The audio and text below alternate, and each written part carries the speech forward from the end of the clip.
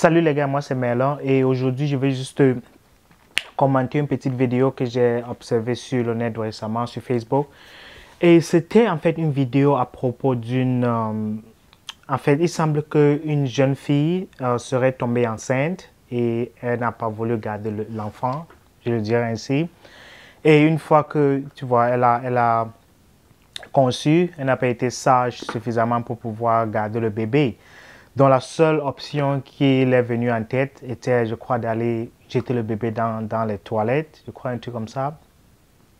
Donc aujourd'hui, je vais juste essayer de commenter cette vidéo-là et d'apporter un peu ma façon de penser, ce que je pense se serait passé, quote unquote, en ce qui concerne cette vidéo-là. Donc avant que je ne commence, je vais juste, je crois, je vais mettre la vidéo, je crois, c'est passé à gauche et à droite. De cette série. Donc vous allez, regardons la vidéo ensemble et une fois qu'elle est terminée, je vais essayer d'apporter un peu ma contribution, quoi, ce que je pense c'est réellement passé. Donc je vais la suivre en même temps sur mon téléphone. Est-ce qu'il y a un saut à côté?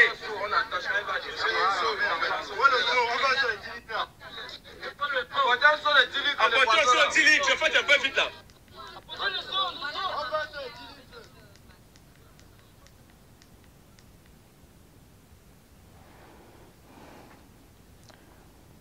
là. J'imagine que la vidéo vient tout juste de s'arrêter puis ce ne prend pas très long. Donc, comme je disais tantôt, je vais essayer d'apporter ma petite analyse en ce qui concerne ce qui s'est passé avec cet enfant-là. Puisque quand je regarde la vidéo, je vois la personne qui a publié la vidéo, je crois la personne a écrit miracle de Dieu. La personne a écrit Lord, miracle de Dieu. Ce que selon moi, c'est tout à fait normal, c'est tout à fait vrai. C'est un miracle de Dieu, mais qu'est-ce qui s'est en fait passé en ce qui concerne l'intervention de Dieu dans cette vidéo-là? Donc, selon moi, je pense que ce qui s'est passé, c'est que, selon la Bible, selon ce que la Bible dit, il y a des anges. Puisque vous savez, le royaume de Dieu, il y a plein d'anges dans le royaume de Dieu. Et ce qui se passe, c'est que Dieu, selon la Bible, a des anges qui sont chargés particulièrement de veiller sur des enfants. C'est-à-dire que chaque fois que tu t'en prends un enfant, chaque fois que tu abuses un enfant, puisque vous voyez, les enfants n'ont pas des moyens de se défendre eux-mêmes. Tu vois, quand un enfant est né, il n'y a vraiment... L'enfant ne peut pas se défendre. Tout ce que tu veux, l'enfant ne peut que subir.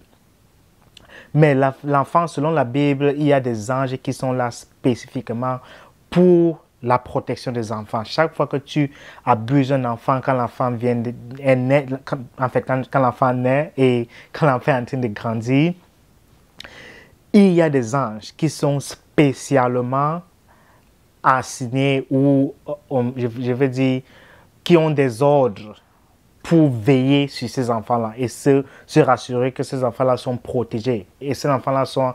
En fait, c'est une façon, je peux dire, les anges gardiens, si on peut le dire ainsi. Il y a des anges gardiens qui sont spécialisés pour veiller particulièrement sur mes enfants. C'est-à-dire, chaque fois que tu portes atteinte à un enfant, ces anges-là entrent en action contre toi.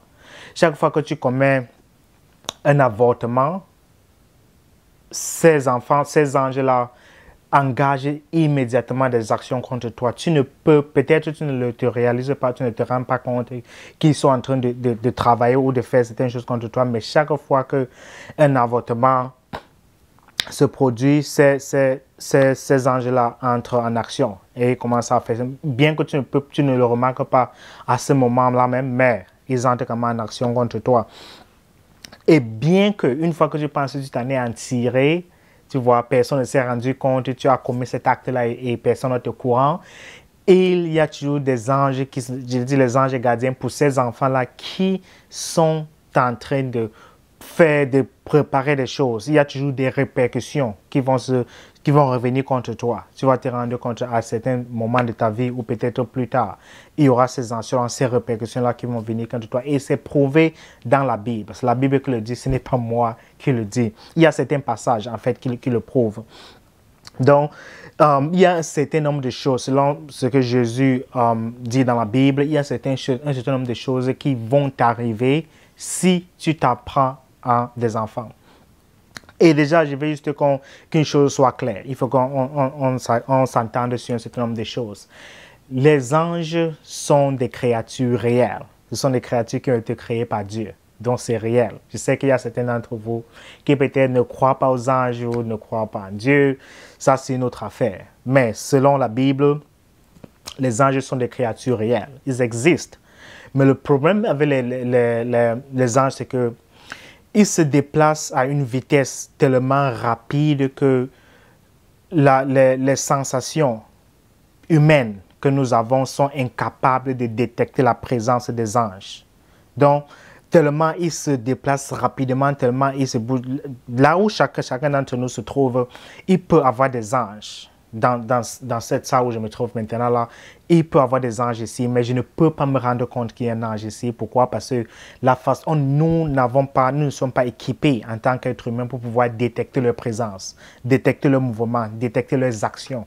Nous ne sommes pas équipés pour savoir qu'un ange, on voit les actions, puisque un ange, pour se révéler à toi, il prend la forme humaine pour se révéler à toi, pour faire des actes. Comme vous le voyez dans la Bible, ceux d'entre vous qui ont vu le film de Jésus, l'ange prend la forme humaine quand il veut entrer en communication avec les êtres humains. Pourquoi? Parce que c'est cette forme-là que l'être humain peut facilement identifier et savoir que, bon, voilà, un ange s'est présenté à moi, j'ai vu un ange, quand on le voit dans les films et tout de Jésus, c'est comme ça qu'ils sont. Donc, ce qui veut dire que chaque fois que tu portes atteinte à un enfant, chaque fois que tu commets un acte à un enfant, il y a certains anges, des anges gardiens pour ces enfants-là qui entrent en action. Je vais juste vous montrer la preuve. C'est dans la Bible. Donc, je vais le lire.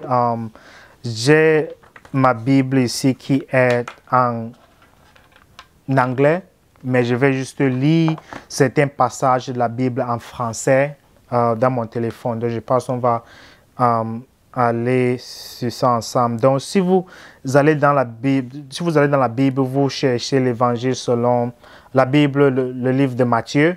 Je crois que c'est chapitre 13, verset 41. Ça, c'est juste pour vous prouver que les anges sont réels.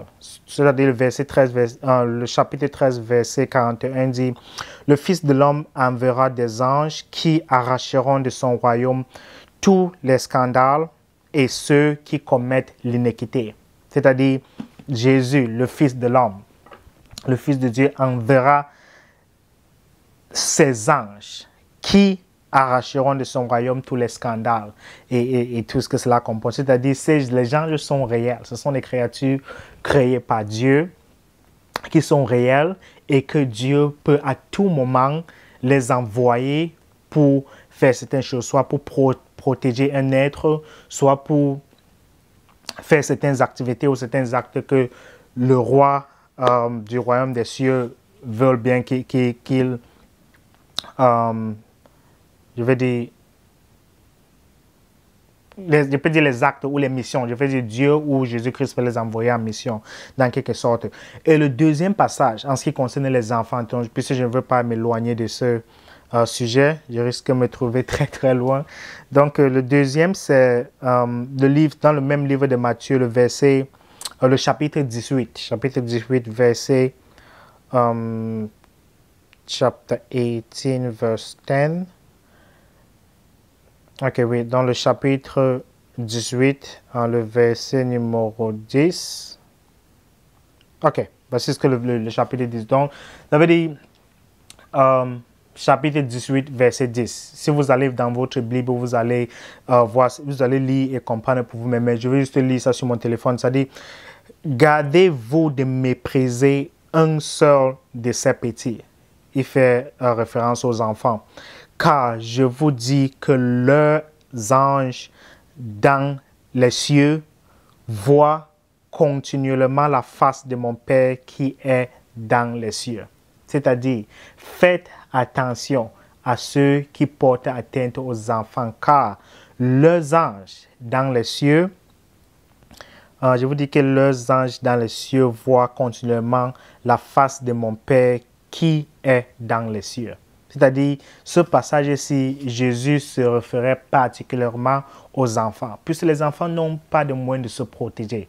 Les enfants n'ont personne, à moins que ce soit le père de l'enfant ou la mère de l'enfant.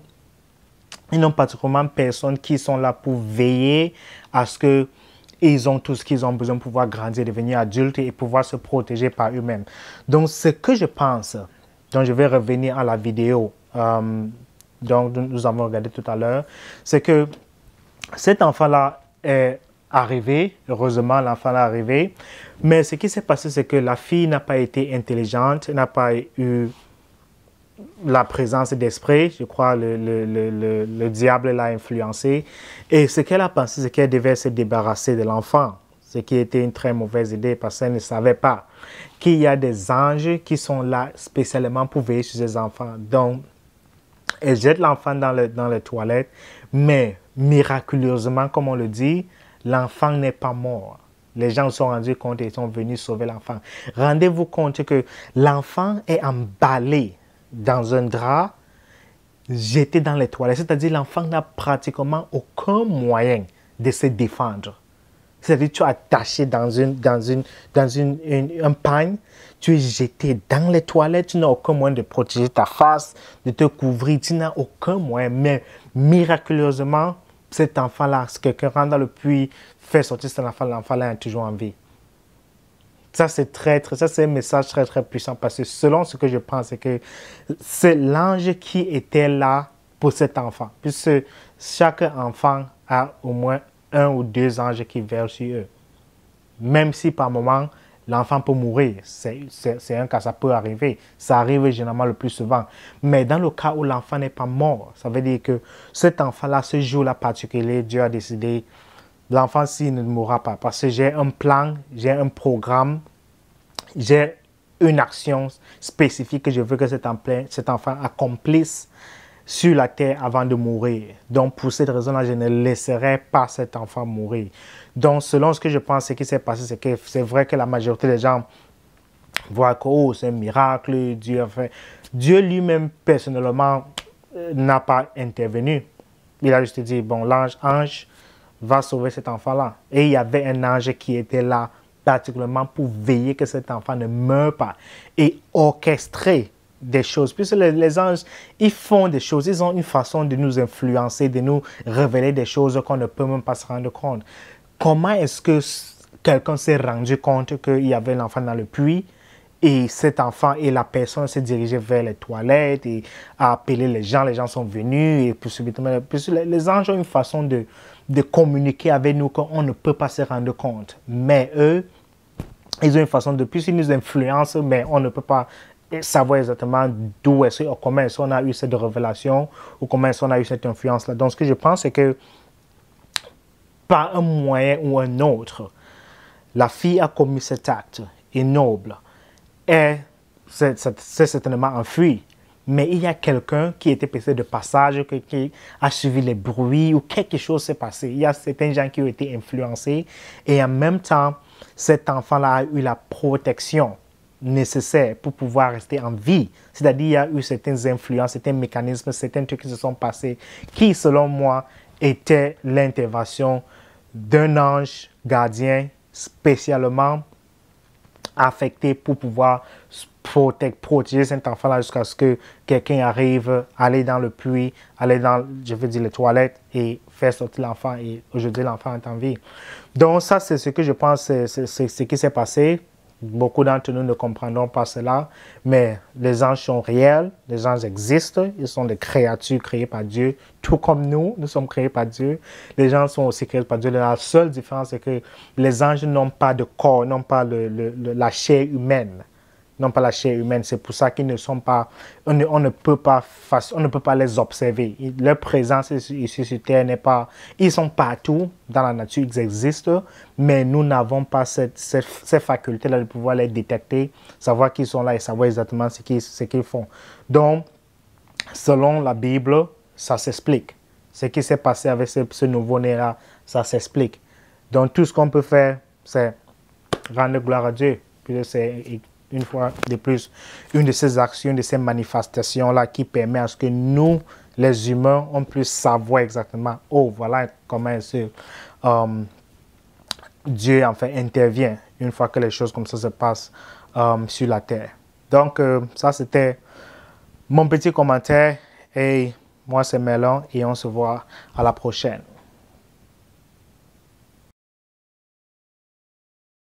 Oh, avant que tu ne partes, une seconde s'il te plaît. Si tu as vu cette vidéo jusqu'à la fin, je veux que tu me fasses une faveur. Première des choses, je veux que tu me déposes un like, puisque je pense que je mérite un. Deuxièmement, si tu veux bien déposer un commentaire, sera la bienvenue. On pourrait échanger dans les commentaires. Et troisièmement, je veux que tu me fasses une faveur de partager cette vidéo pour que plusieurs personnes puissent être observées.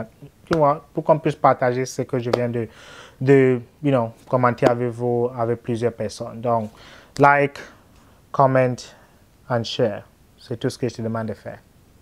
C'est tout ce que je te demande de faire. Ça te coûte combien de partager cette vidéo? Ça ne te coûte rien du tout. Donc, s'il te plaît, partage. Et si tu vois cette vidéo sur YouTube, je t'en prie de souscrire à ma chaîne YouTube. Et on va se voir la prochaine. Ciao, ciao.